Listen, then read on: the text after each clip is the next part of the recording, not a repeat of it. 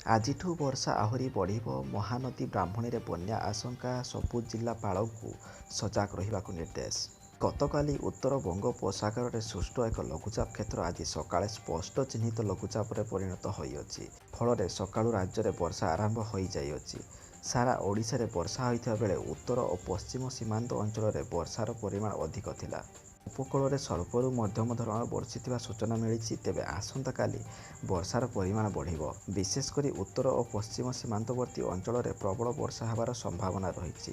ଅନ୍ୟପଟେ ଏହି ଲଘୁଚାପ ଜନିତ ବର୍ଷା ଯୋଗୁଁ ମହାନଦୀ ଓ ବ୍ରାହ୍ମଣୀ ନଦୀରେ ବନ୍ୟା ସ୍ଥିତି ଉପୁଜିପାରେ ବୋଲି ପାଣିପାଗ ବିଶେଷଜ୍ଞମାନେ ଅନୁମାନ କରିଛନ୍ତି। ଆଞ୍ଚଳିକ ପାଣିପାଗ ବିଜ୍ଞାନ କେନ୍ଦ୍ରର ନିର୍ଦ୍ଦେଶକ ଏଚ୍.ଆର୍. ବିଶ୍ୱାସ କହିଛନ୍ତି ଯେ ଆସନ୍ତାକାଲି ରାଜ୍ୟରେ 9 ଜିଲ୍ଲାର ପ୍ରବଳରୁ ଅତି ପ୍ରବଳ ବର୍ଷା ହୋଇପାରେ।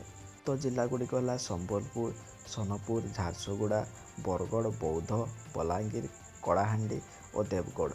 ଏହିସବୁ ଜିଲ୍ଲାରେ ବର୍ଷା ଯୋଗୁଁ ଭୂସ୍ଖଳନ, ତଳିଆ ଅଞ୍ଚଳରେ ପାଣି ଜମିବା, କଚ୍ଚା ରାସ୍ତା ଓ ଘର ଭାଙ୍ଗିଯିବାର ଆଶଙ୍କା ରହିଅଛି। ତେଣୁ ଏନେଇ ସତର୍କ ରହିବାକୁ କେନ୍ଦ୍ର ପକ୍ଷରୁ କୁହାଯିବା ସହ ରେଡ୍ ୱାର୍ଣ୍ଣିଂ ଜାରି କରାଯାଇଅଛି।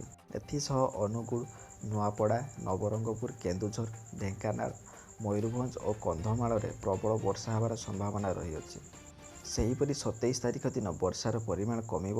ବରଗଡ଼, ଝାରସୁଗୁଡ଼ା, ସୁନ୍ଦରଗଡ଼ ଓ ସମ୍ବଲପୁରରେ ଭାରୀ ବର୍ଷା ହେବାର ସମ୍ଭାବନା ନେଇ ୟେଲୋ ୱାର୍ଣ୍ଣିଂ ଜାରି ହୋଇଅଛି।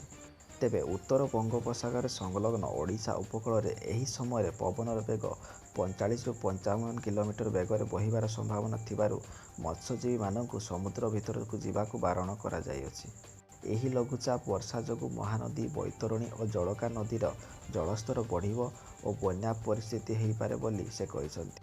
ପାଣିପାଗ ବିଶେଷଜ୍ଞ ସୁରେନ୍ଦ୍ରନାଥ ପଶୁପାଳକ କହିଛନ୍ତି, ଆଜି ଉତ୍ତର ସୀମାନ୍ତ ଅଞ୍ଚଳ ଅର୍ଥାତ୍ ବାଲେଶ୍ୱରଠାରୁ ସୁନ୍ଦରଗଡ଼ ଓ ପଶ୍ଚିମରେ ପ୍ରାୟ ସମସ୍ତ ଅଞ୍ଚଳରେ ବର୍ଷା ଲାଗି ରହିଥିଲା। ଆସନ୍ତାକାଲି ବର୍ଷାର ପରିମାଣ ବଢ଼ିବ।